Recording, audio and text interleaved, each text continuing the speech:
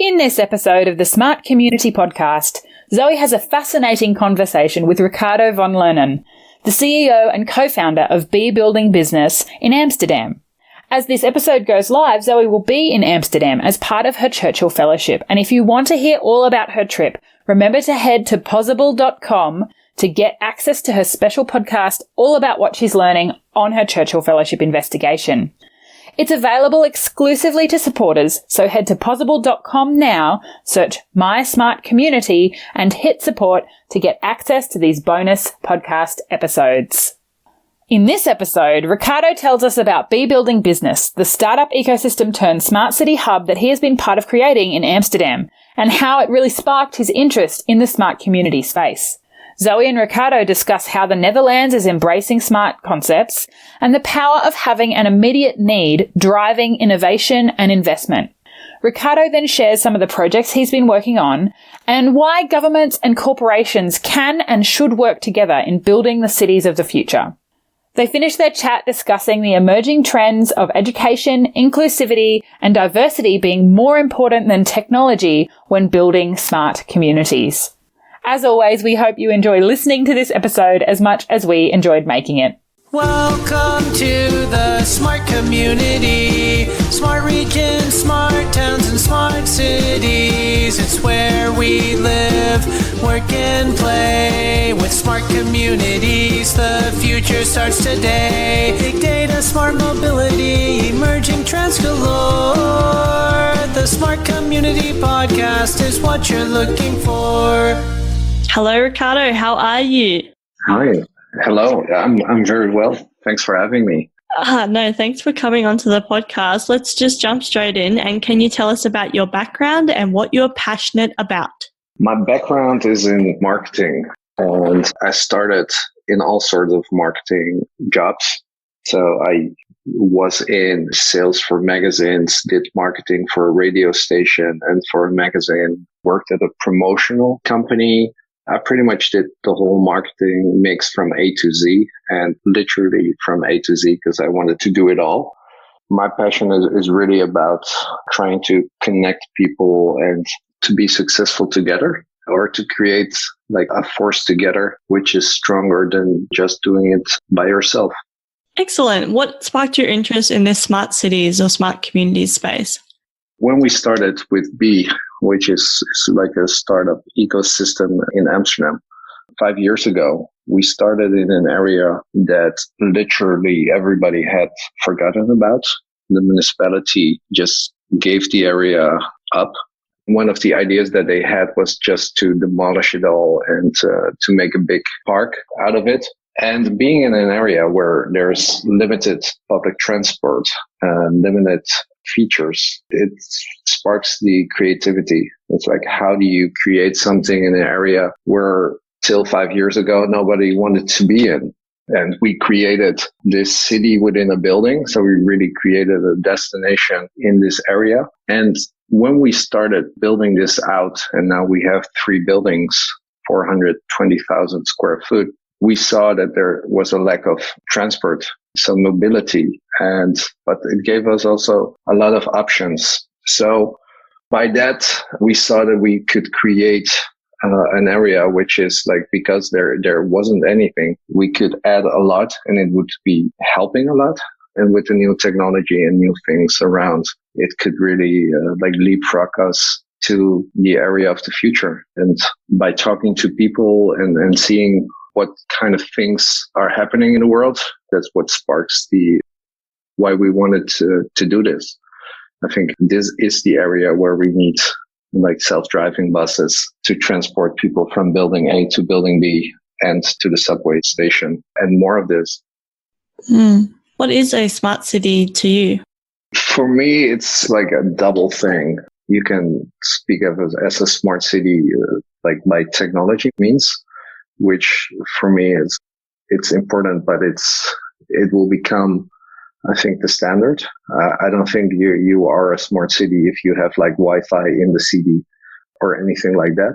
I think a smart city goes more back in how do you do for instance, distribution, logistics. How can you make it in a way that you're self-sustainable, really like taking all the big challenges and put it into positives. But also an important part of a smart city is our smart people. How do you involve your society within the city and give everybody enough rights and possibilities to grow? So one of the things that we did to build this ecosystem, which we, like I said, we wanted to build a city within a building, was that we trained 600 youth unemployed kids to become coders and growth hackers. We solved the problem by getting 95% of them in a well-paid job. But we also solved the other big problem that was that there are a lot of jobs that can be filled because there are just not enough people trained for it. So I think being smart is using the pros and the cons and to help each other to build the best city possible.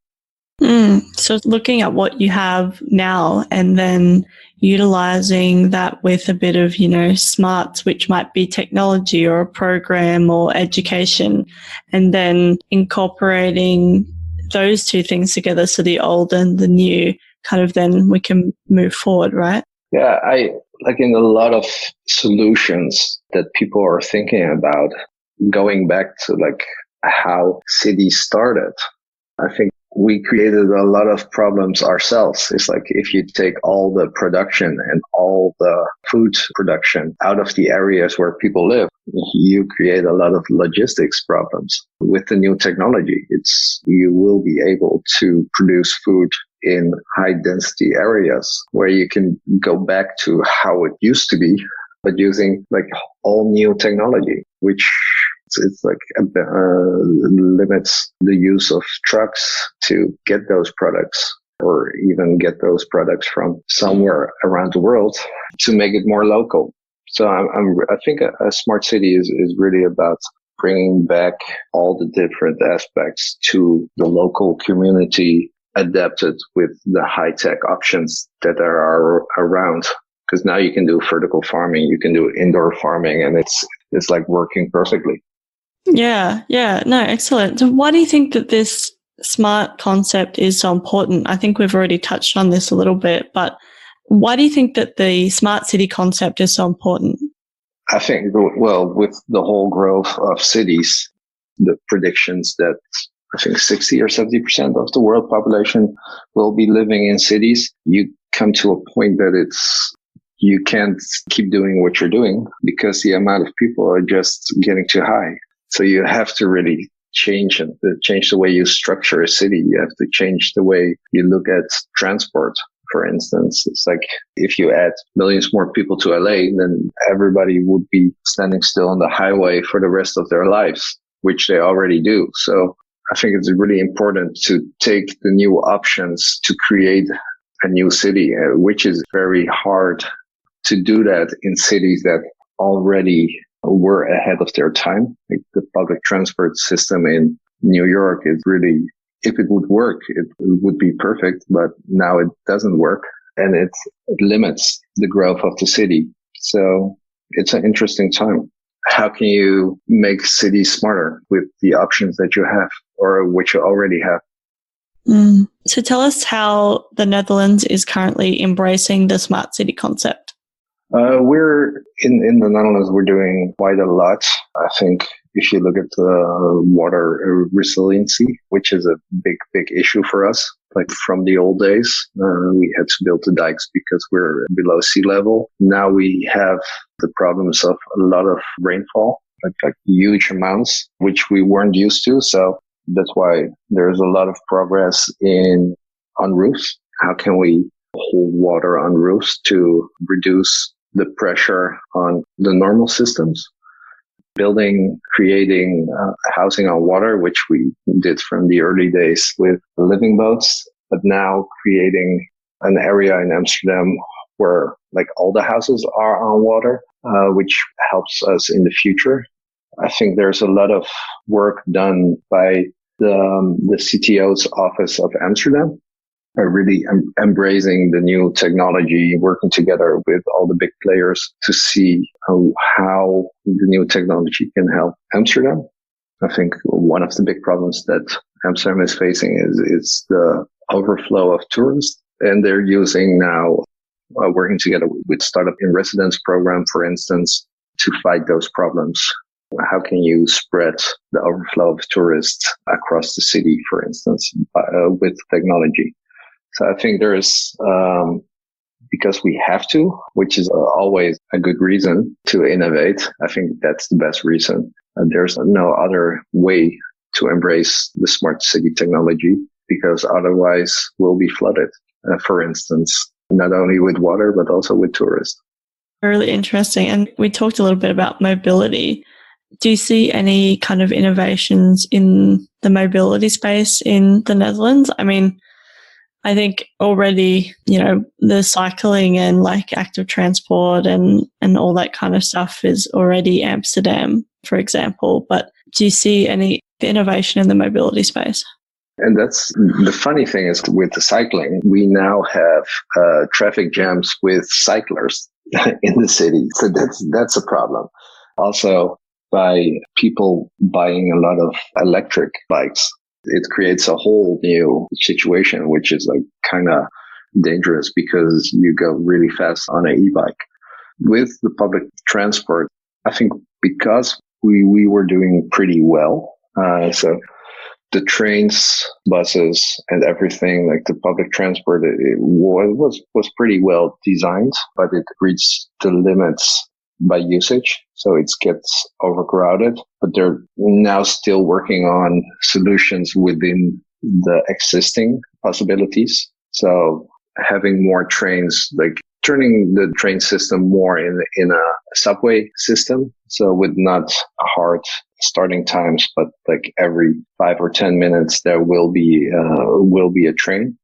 And with like the cycling within the cities, yeah, it's a common Dutch thing. So it's hard to change something if it's already working. So I don't see a lot of new technology being adapted. So we don't have plans for a Hyperloop yet, which there were between Groningen and I think Amsterdam, but they're not going through. So I think that's the thing what I said. If you don't really need it, if you don't really need to innovate because the problem is not high enough, there's not enough eagerness to do so, which is if you look at the new Green Deal, if you look at really smart city solutions by Ocasio-Cortez in the United States, if you need to change things, it will be done much quicker than if the need isn't like in the near future visible or people don't see it, if you know what I mean.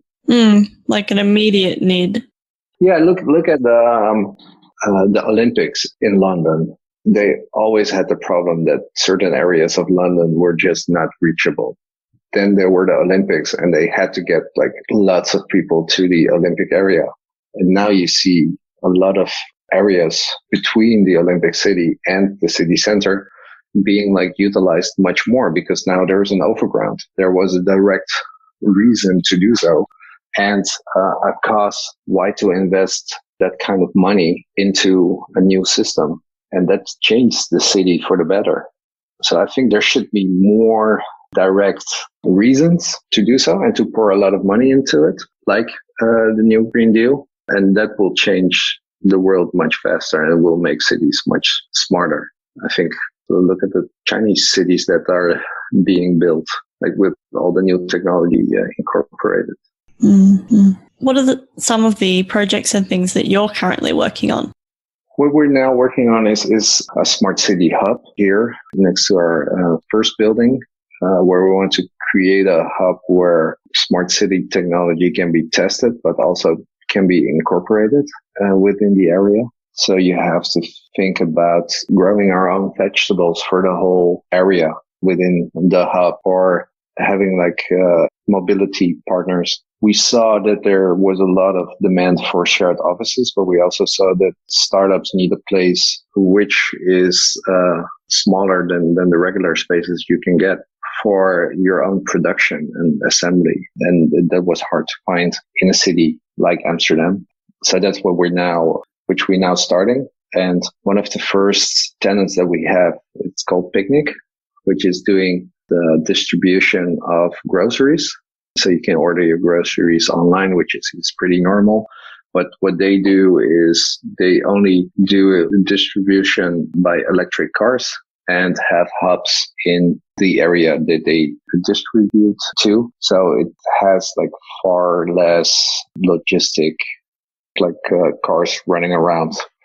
So that's the kind of thing that we're working on with the idea and the dream to create in our area a really example area for a smart city of the future. And just by doing it with all the different partners, we hope that we can show the rest of the Netherlands and the world that certain things that look like a good idea on paper, that it also works in the real life. So more than pilots, but really proving that new technology, new ways of working, new distribution can work. Just prove it in real life. Yeah, wow. It sounds really interesting. First of all, I'll be coming to Amsterdam in March, so I'd love to come visit and see your Smart City Hub. You're more than welcome. That would be awesome.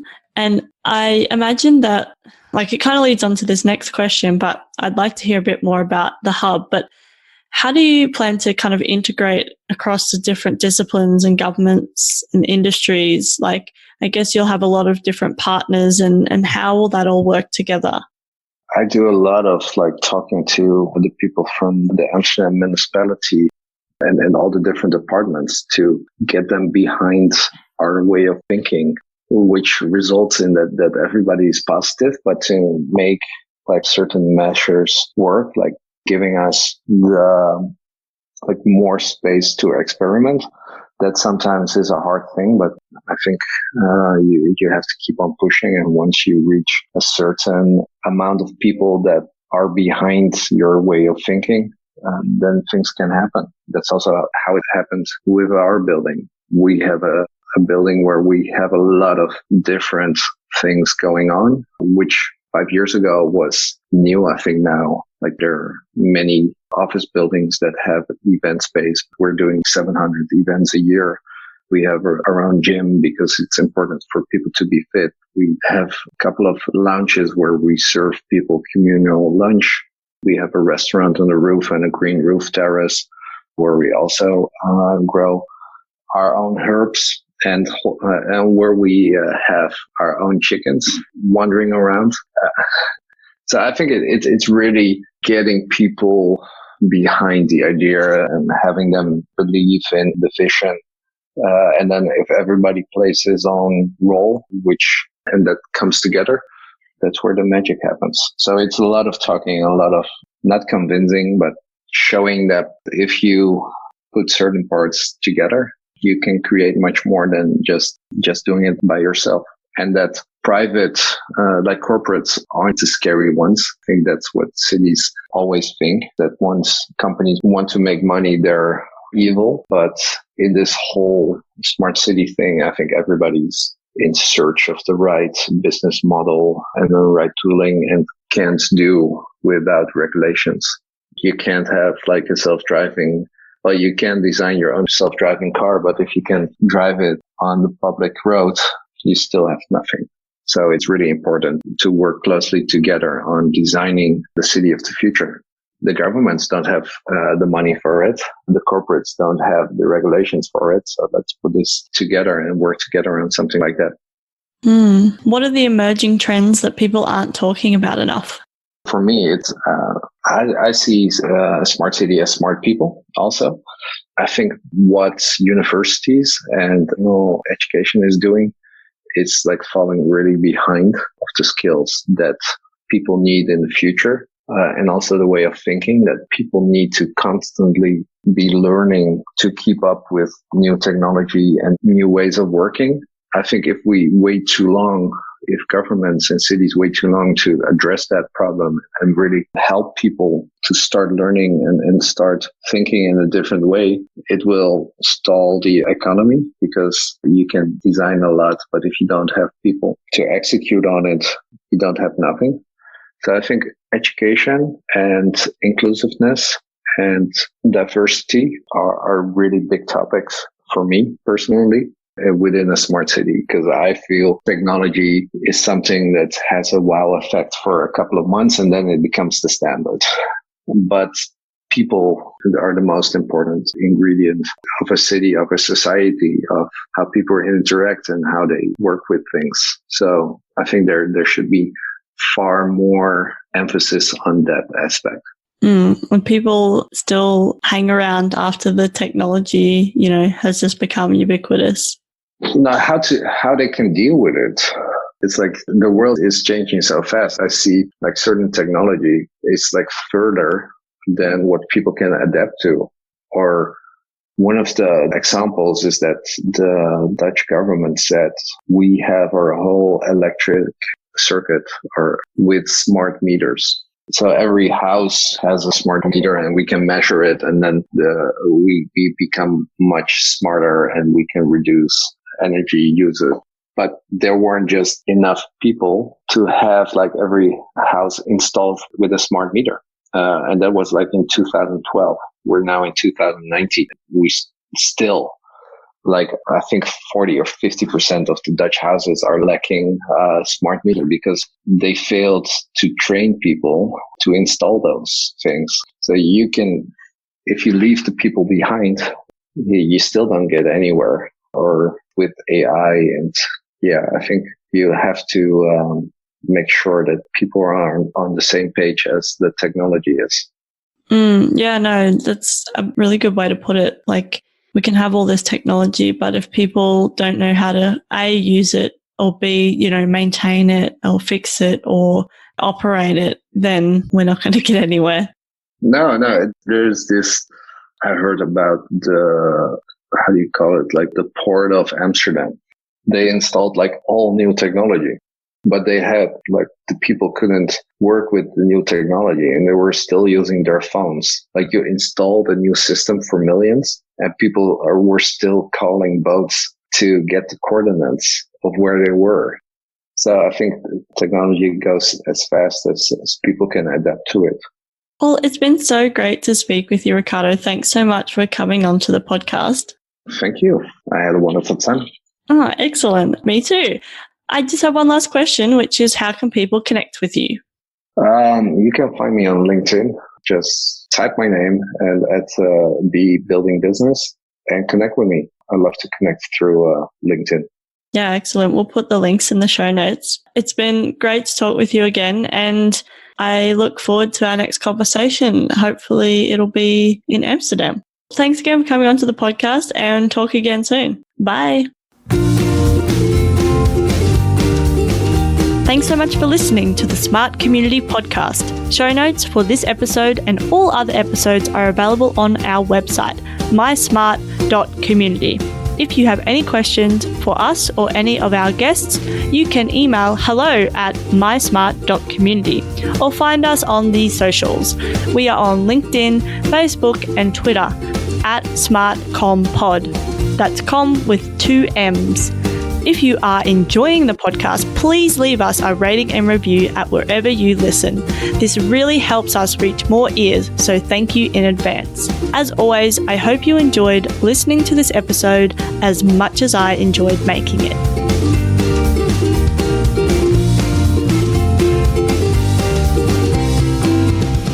The Smart Community Podcast is what you're looking for.